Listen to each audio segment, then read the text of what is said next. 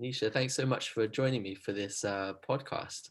I'm excited to dive into these topics around sensitivity and coaching with you. Yeah, thanks for inviting me. Yeah, pleasure. So I thought we'd start a little bit with your personal story and experience of being an HSP. What was that kind of journey of discovery and understanding for you, and what's helped in your kind of growth?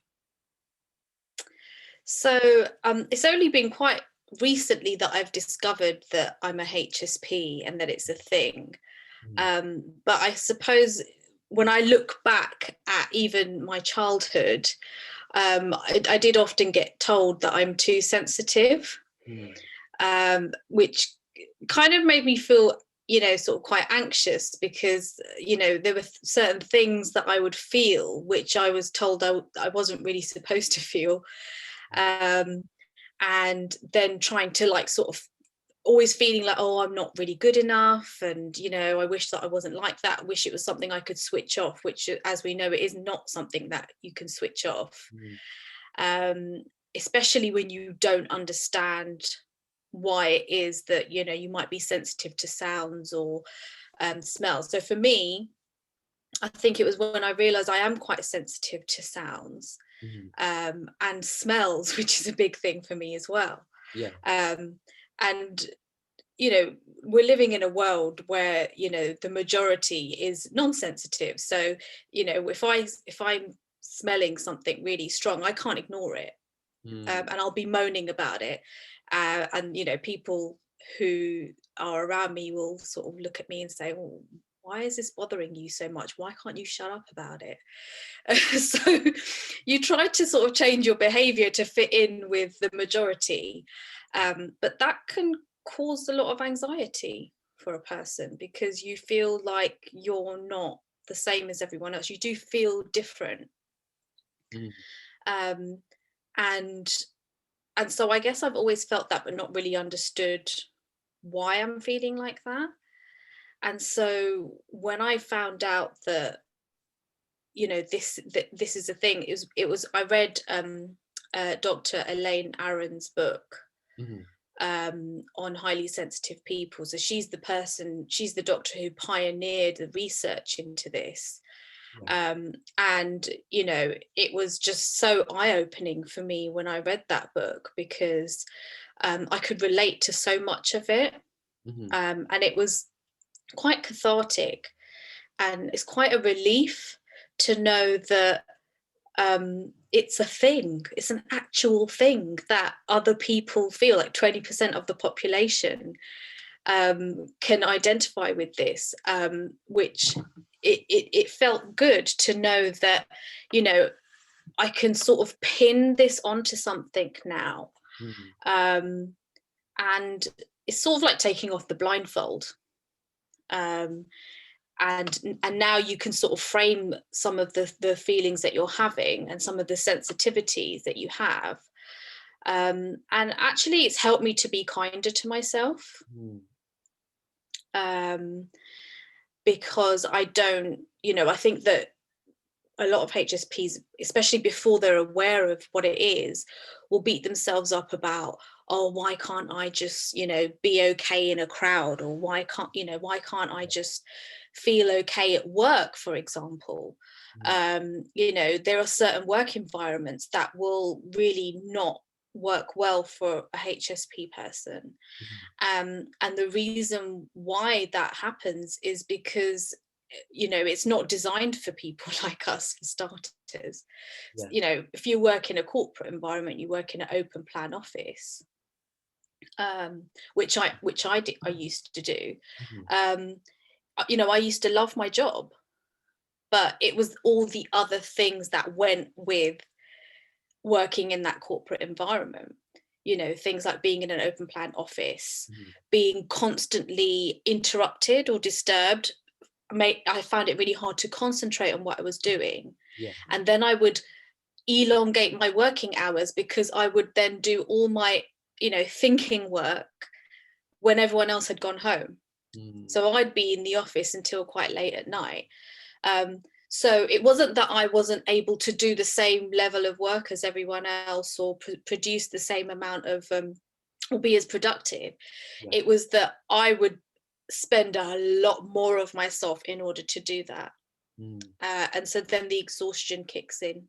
Mhm. And it's really, really common for HSPs to burn out very quickly in the workplace, which is why they tend to change careers quite often. And that's definitely a pattern that I've found in my life. I've noticed a pattern, and this it's not intentional, that I will change either my job role or my place of work around every 2 years. And this is pretty much since when I first started working, like, back when I finished university.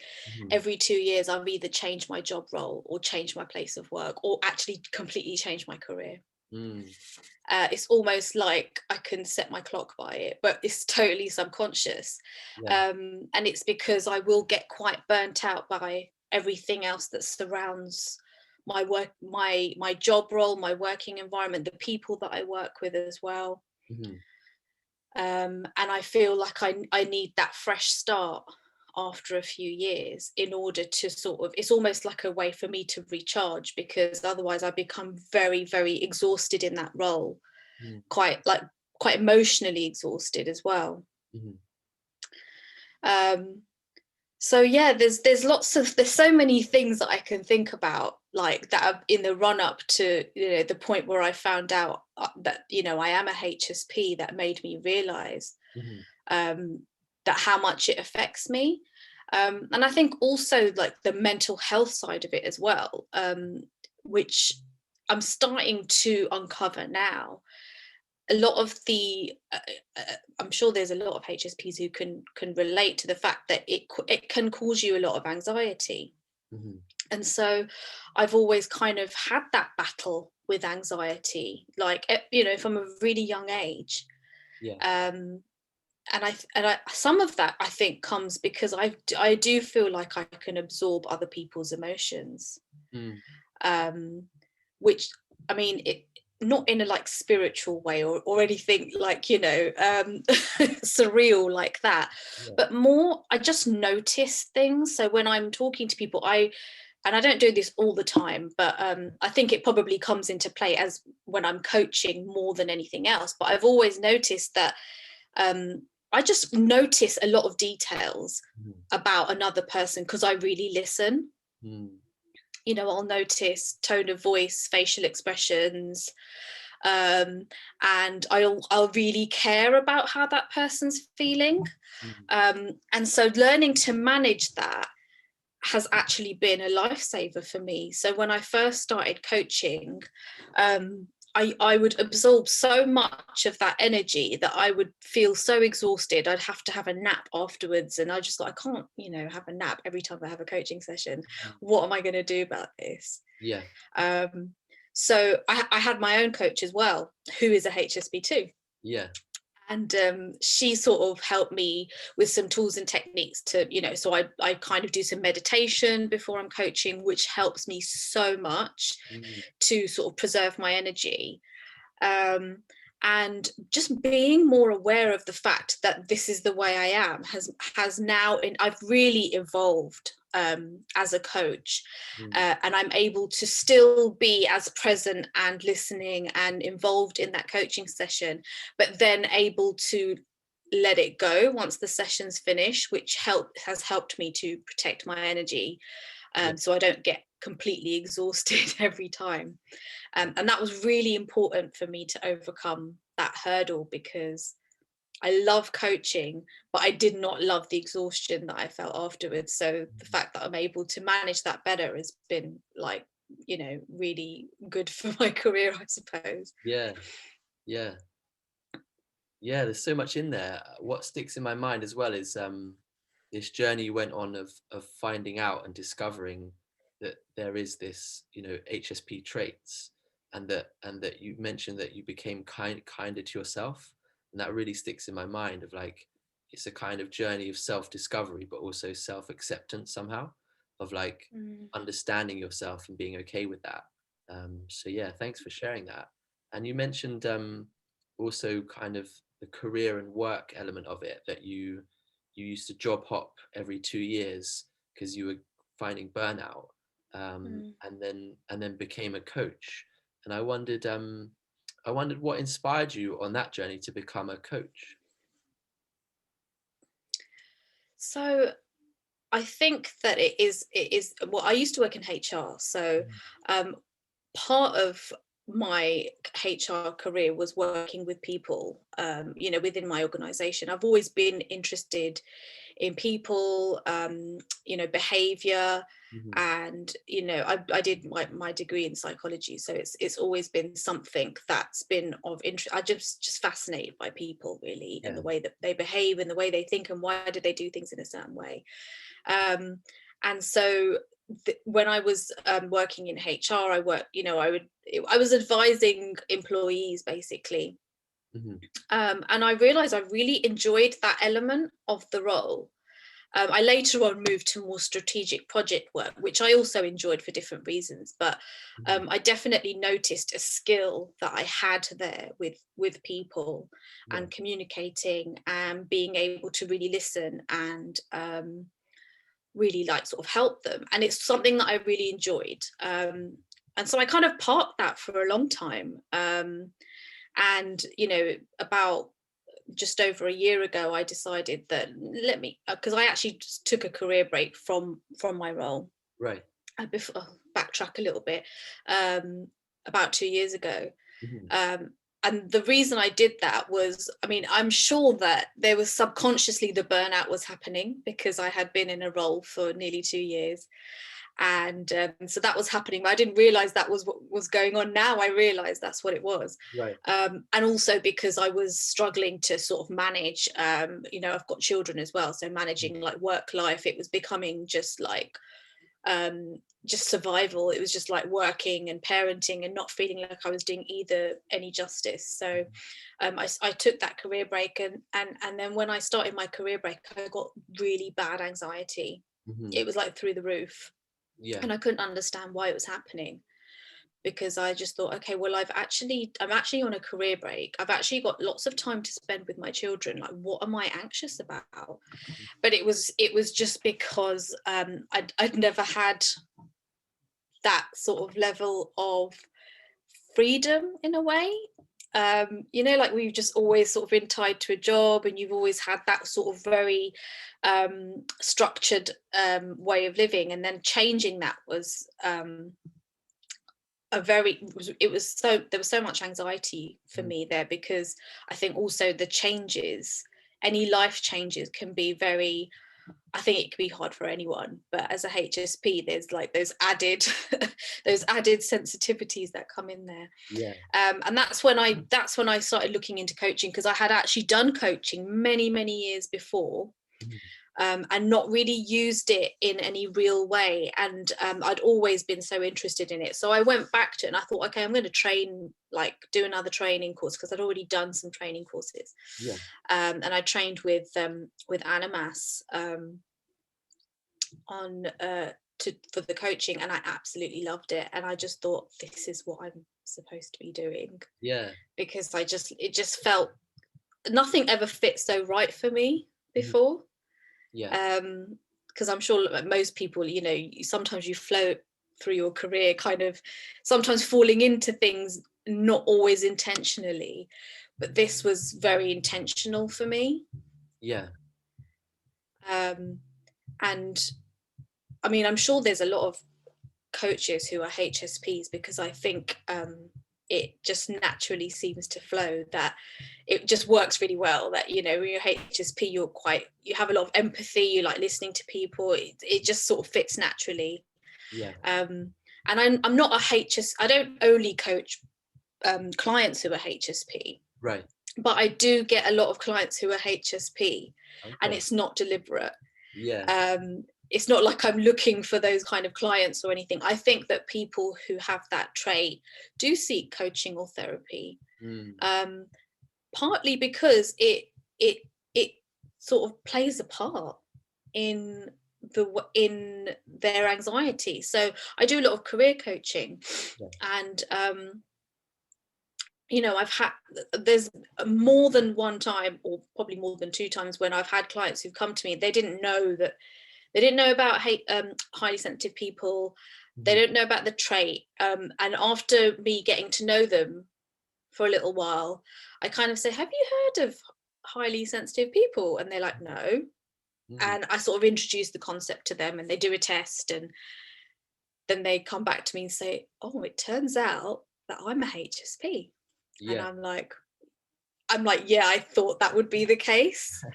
And it just opens up a new world for them in a way, which sounds Mhm. quite dramatic, but it does really start framing a lot of the things that they're bringing to coaching, Yeah. especially in terms of career coaching, I would say, Mhm.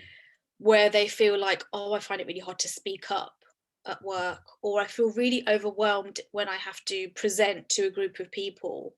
Yeah. And these are people who are like really intelligent, accomplished, qualified people, Mhm. but then they're the being overwhelmed by their environment can sometimes hold them back Yeah. from actually progressing, or from actually showing their brilliance in some ways. Yeah. And so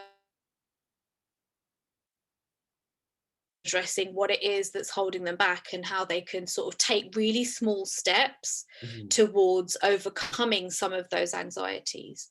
Mm. Yeah. And I also, a lot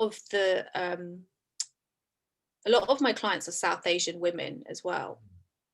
And what I've noticed is there's when you have this trait, it can be compounded by your sort of cultural environment, so the way you've been brought up, Yeah. um, and the way that you've so sometimes, so for example, in the South Asian culture, I come from a North Indian culture, which is it's very family orientated, it's very loud, there's a lot of, I mean, pre-COVID obviously there's a lot of gathering of people and eating and loud music, and it's that kind of a culture. Mm. And I love that part of the culture, but it also can work against my sensitivities, and so it can cause me to feel quite overwhelmed sometimes, and it's not really understood within the culture that, and I think that this is not just for Asian culture. I think this is probably applies widely as well, that not many people understand, um, that you would need time out, Mm. to recharge. And this can also apply, I'm also an introvert as well, Mhm. so that's a fun combination. Yeah. So you can sometimes, I think in the past, I didn't understand that, why I would sometimes feel so overwhelmed, and all of a sudden I'd go from like up there to like really enjoying something social, to all of a sudden being completely drained and like, oh my god, I need to get out of here. Yeah. And so that can be quite hard in certain cultures as well, Mhm. and especially for women from a South Asian background, where there's certain expectations of women. They should be quite robust, quite social, quite people pleasing as well. There's a lot of people pleasing, Yeah. which is very hard for if you're HSP, because quite often your own needs are not being met, and you have to actually, then you're running around trying to meet everyone else's needs, Mhm. which is, as you can imagine, can cause a lot of mental distress, actually, Yeah. from what I've seen. Yeah. And so people sort of, come to me and they talk about these things and trying to talk through, usually they come with the idea of, how can I people please more? I'm really struggling. Mm. And I sort of reframe that into, maybe you don't need to please everyone. Yeah. you know Yeah. Yeah. The cultural element, I think, is so interesting as well. So having the different layers of complexity is really interesting. What you mentioned, and you mentioned people pleasing is one of the kind of challenges potentially that you have. And I wondered, what else have you learned from coaching HSPs? Are there any other kind of challenges, but also opportunities that you've noticed? I think first and foremost, what I've noticed is that HSPs are really hard on themselves Mm. because they're operating in a world that is predominantly non-sensitive. Mhm. So they're trying to fit into that society, basically. Yeah. And this causes a lot of conflict mentally, and especially because it comes from childhood. Mhm. If you're a HSP, it's most likely that you have always been one. You were pretty much born that way, most likely. Yeah. And then the way that you were parented would then affect how far you would thrive in that, with that trait. Mm. Which is obviously going to vary for everyone, but I can imagine that would depend on your culture, your age. So it could be the time in which you grew up in, Mm. and so many, how aware your parents were and who your other caregivers are, and all sorts of different things would obviously affect that. Yeah. um, but it's kind of all of that comes together and sort of creates how you then cope. Mm. And so where you feel like you're quite different to maybe people in your family or the people that you're working with, which are the two main things. I always mention those two things because those are the two things that always came up for me. Mm. um, you can be quite hard on yourself because you're thinking, well, why can't I just get on with this? Why can't everyone, it seems like everyone else is just like gliding through life. Mm. It can sometimes feel like that. I know that that's probably not true because everyone has their, HSP or not, everyone has their difficulties, everyone has Yeah. their challenges, but it can sometimes feel like everyone else is finding this so easy Mm. and I'm not. Mhm. And so you're pushing yourself, you push yourself and you push yourself so hard to be something you're not. Yeah. And that's where you feel like you're not being authentic. And if you're not being authentic, um, it causes so much conflict, Mm. mentally. Yeah. And often we're not even aware that we have this conflict. We just know that we're feeling uncomfortable, we don't feel quite right, Mhm. but there is that conflict going on. Mm. um, and so that underpins so many different things. So that's like what's underpinning it, but then there's so many symptoms that come out as a result. Mhm. um so and the it's the anxiety. A lot of it comes presented to me. So if it's, if I'm talking about my clients, a lot of it comes presented as anxiety. So it can be social anxiety. Yeah. So they feel like they can't be as social as they want to be. Mhm. um because I think quite often you want to be around people and you want to like make friends and you want to like have social interaction because that's a human need for everybody. Yeah.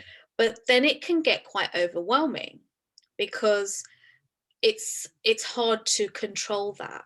um you know and I think this again causes conflict. It's that kind of, I really want to be around people but I really don't want to be around people. Mm. Yeah. Which is, I mean, well, it's hard to find a solution to that. Yeah. um and so this is where you got to learn coping mechanisms and um explaining to people. I mean, one of the things I think that I've started to do Mhm. is sort of framing some of the sensitivities I have. Not with everybody. I wouldn't go around telling everyone I meet, by the way, I really hate bad smells, Mm. because that would be a bit weird. But Yeah. with your nearest and dearest, I think if they start to understand Yeah. um what's going on for you, then it might be easier for them to manage as well. Mm. I've always been conscious that I'm annoying people, Mhm. you know Mhm. Um, so, you know, for example, if you go on holiday with friends and everyone wants to do something and you're like, yeah, I really don't want to do that. I'm not doing Yeah. that. Because I'm scared or whatever it is, I can be quite fearful, which is something I'm trying to overcome because I realize it does hold me back quite a lot. Yeah. Um, but, you know, now I'm much kinder to myself. Mm. You know, I care a lot less about whether I'm being annoying, Mhm. which is quite a relief. Yeah. Yeah. No, that makes a lot of sense. So, yeah, and I wondered, do you have any other tools or resources for HSPs that you'd recommend? So the one that's helped me the most is reading Dr. Elaine Arons' book. Mhm. Yeah. And I think that for anyone who's new to this, definitely start there. Okay. And there's a test you can do. I think there's a test in the book. I think there's also a test on her website as well, if you want to do like an online one and get your results. Yeah. So if you feel like, oh, this could be me, Mhm. take the test, Mhm. and it will sort of, you know, then you can find out whether you are on that scale or not. Yeah. So that's where I would definitely start. Yeah. Um, and then I think there's a lot more podcasts and, you know, things like that about being HSP. Mm. And I would just, you know, have a look and find something that, you know, speaks to you that you like. Mm. And then of course I would say, you know, look for a coach. You know, Yeah. it's definitely talk through some of my realizations about myself and Mhm. to frame how this fits into my life to understand better, because I feel like awareness is such a big makes such a big difference Mm. for anyone really, but just knowing what this is, how it works, that there are other people who feel like this as well, just the effect of that on its own will be massive for you. Mhm. um, and yeah, I mean that's really where I would start. Yeah. Great. So Dr. Elaine Arons' book, um, yeah, it sounds like a good starting point for anyone. And then they can take the test online as well. So you have to, like you say, build this awareness and self-awareness and start to kind of incorporate that into your understanding and your lifestyle. Um, Mm. yeah, that sounds great. So do you have any key takeaways for HSPs? Things that people might remember or like useful insights for them? I mean, yeah, there's quite a few, but I think the main ones would be once you I've already sort of alluded to this, but once you have that label Mhm. of being a highly sensitive person, that's kind of where it starts. Mm. And you're like, oh, okay, this is a real thing, and I can find out more information about this. Mm. So that is the first thing. I think that's usually the first step for most people, is having that awareness, Yeah. because it can alleviate a lot of those initial anxieties. It kind of already starts right from the beginning. Mm. um and but beware of labels as well. Like, you don't want to be put in a box marked fragile Mm. either. Nobody wants that. Mm. So use that wisely, Yeah. because even people, we're all different people as well, and Mm. we all become sensitive, or we have sensitivities that differ. So, you Yeah. know, the things that affect you might not affect me, and vice versa. Mm. So we're still individuals. So be really careful how you use that label, how you frame that label, but it is a helpful start. Yeah. um like I said before, you know, I'm a HSP, but and so people might think that I don't like being around people, which is not. I love being around people. I love parties. I love social occasions. Yeah. The only difference is that though I will kind of scope out the environment I'm in. Mhm. So if I'm entering a new environment, it's like I'll scan the room and Yeah. start absorbing the energy straight away, Right. and quite quickly make a decision about whether I like that environment or not. Yeah. Um, and sometimes I might think, oh, I don't want to be here too long. Mhm. So that's the only difference. So it doesn't mean I don't like those kinds of things. Mhm. It just means that there's certain conditions have to be met for me to enjoy that. Mm. Um, but having that understanding does help. Yeah. Um, the second one I would say is that I think is really important is to protect your energy. Mm. That has been one of the most important things that I've learned since discovering that I'm a HSP, Mm. is how do I protect my energy. I mentioned before about how I do it in coaching, Yeah. but it also applies to so many other areas of your life. Mhm. And part of that is understanding what triggers you. Mm. So Yeah. once you have the awareness, you start to notice, okay, what are the things that are triggering me? And then you have the choice about how you're going to protect yourself from those things. Like, what things completely drain your energy. So sometimes it will be people, Mhm. sometimes it will be situations or environments, and just start learning, start noticing when that happens, and then start implementing project protect your energy, because that's going to be really important. Mm. So, for example, I absorb emotion, Mhm. um, and vibes and energy from other people. Mhm. And so I feel like I'm a sponge, and Yeah. I have to make sure that I squeeze out that sponge at some point. Otherwise, I'm going to become completely overwhelmed Mhm. and exhausted. It's not good for my health, and not good for my mental health either. So both physical and mental health, I find it does affect me. Yeah. Um, and so it might mean that I minimize contact with certain people if Mhm. I find somebody quite negative Yeah. or they trigger me for some reason. It might even mean that you start eliminating people from your life. And I know that sounds quite harsh, Mm. but I've done that too. Mhm. Because if there's somebody who you just feel like, I feel so drained around this person. I feel really negative. Um, and just the whole, everything around that person is just, making you just feel ill. Mm. You might have to make a difficult decision like that, because protecting your energy is something you will learn is going to be the thing that is the difference between you feeling healthy and not healthy. So Yeah. that one's a really important one as well. Yeah. And the third one I would say, and this I've kind of mentioned this earlier on as well, Mhm. is about communicating. Mm. So get comfortable around that communication without apologizing. Mm. If you get in the habit of apologizing for everything you are, I don't think that's going to be very healthy for you.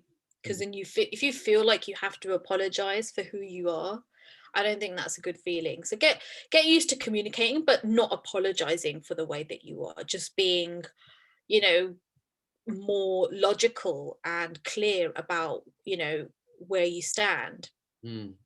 So especially to family, like I said before, colleagues as well. I mean, be careful when you're in the workplace. I wouldn't go and shout it from the rooftops. I'm a HSP. Everybody take note. That's not what I'm suggesting. But if you work closely with people, so it might be your manager, for example, Mhm. you might want to explain. For example, I find the bright lights really hard in this open plan office. Is there somewhere that I can go and work for maybe one day a week? So I'm talking about obviously when we go back into the office. Yeah.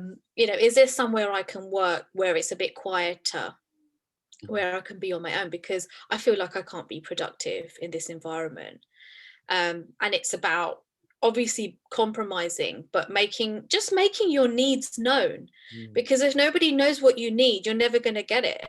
Mhm. um, and that can be the difference between you being completely burnt out every single day and you be feeling productive and feeling positive and good at the end of the day. Mm. It can make a huge difference to your career, the way you're feeling at work, the way you're feeling health wise as well. Mm. um and like I said before as well, communicating to family as well. Yeah. Um, so yeah, and another thing to mention about work is that in most workplaces they are usually quite happy to make small adjustments. Hmm. Yeah. Um, and I know this is more difficult now because we're working from home. So maybe in some ways it's more easy because you have more control over your environment. I'm sure it differs depending on your sort of living situation. Yeah. I know that some people, if you live in like a shared accommodation, for example, they find that quite difficult, and they're quite looking forward to going back to the office, Hmm. where they can have a more, a more structured working environment. Yeah. But then there's also some people who are probably quite happy to be working from home and not really go to the office very often. Mhm. Yeah. I think that the changes in the way that we're working can really be a good thing, because I think there's going to be more choice. Mm. So use that choice to your benefit if you can. Yeah. But yeah, those are the three main things I would say: is a communication, protecting your energy, and what was the first thing I said? I can't remember now. It was the labels. Yeah, it Label. was it was the labels, but being careful about the labels. Yeah, brilliant. Thank you. Yeah, really powerful takeaways and so important. I think all of them. There's a lot to it. So yeah, thank you. And as we come towards the end of this conversation, I wondered, is there anything else I haven't asked that you wanted to share, or do you feel like we've covered the main bits that you wanted to talk about? Yeah, I think we covered a lot of ground actually in this Yeah. conversation. I Yeah. think the only other thing that I would probably mention is that Mm. one of the things that surprised me and was quite eye-opening when I was looking into highly sensitive people and what does it mean, is that they're quite often labeled as shy as Mm. and inconfident, Right. and this is really inaccurate. Hmm. Because what it is, I mean, it's possible that they are shy and inconfident, but that's not, it's not connected to being a highly sensitive person necessarily. It can seem like that because when you're in a situation where you're over aroused, Yeah. so for example, say you're in a really large crowd and it's lots of loud music. Mm. One thing about music is that we like music, but if it's music that we don't like, then it becomes irritant. So if you like the music, you don't mind how loud it is. That's Yeah. an interesting point as well. Yeah.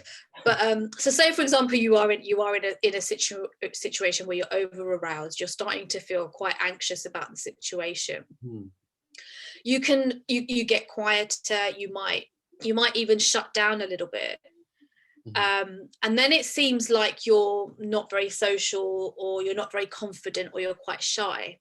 Mm. But that's not what it is. It's just that you're over aroused. Mm. And actually, place you into a situation where you're not feeling over aroused, you wouldn't necessarily come across as shy and inconfident. Mm. So I thought that was really interesting, because in the past I've been labeled as shy or inconfident, Mm. and actually that's not entirely accurate. Mm. So people can misunderstand what's going on for you. Mm. And I guess the way to deal with that is to maybe just think it's okay for people to misunderstand. I don't need everyone to understand why I am the way I am. Yeah. Or there's the communication aspect. So there's two ways you can either communicate that, it's not that I'm shy, it's just that this situation is a little bit too much for me. Mm. Or you just be okay with the fact that not everyone has to understand you. And it's okay if not everybody gets me, Yeah. as long as I get me. Mm. Yeah, what a great point to end on it, around this kind of understanding and self-understanding, but also, do you communicate it, or do you just accept that people won't necessarily get if you're overstimulated and feeling shyer? So yeah, that's a great point. Um, Nisha, where can people find you to connect more and to chat and to, find out more about your work? So I have a website, which is nishasareencoaching.com, but the place where I hang out the most is Instagram. Hmm. So that's at Nisha Sareen, which is NISHASAREEN. Yeah, that's where I hang out the most. So, you know, if you want to DM me, contact me, have a chat. I'm always happy to talk more about this subject. It seems to be my favorite specialist subject at the moment, Yeah. because I do find it fascinating. So yeah, you can Yeah. be there. Brilliant. So yeah, I'll put a link as well to your website when I upload this this podcast and on YouTube, so people can find you and connect. So yeah, all that's left to say is thank you so much for connecting and for this conversation. It's been really interesting and really powerful. So thank you. Oh, thank you for having me. Great. So yeah, until next time. Cheers. Bye.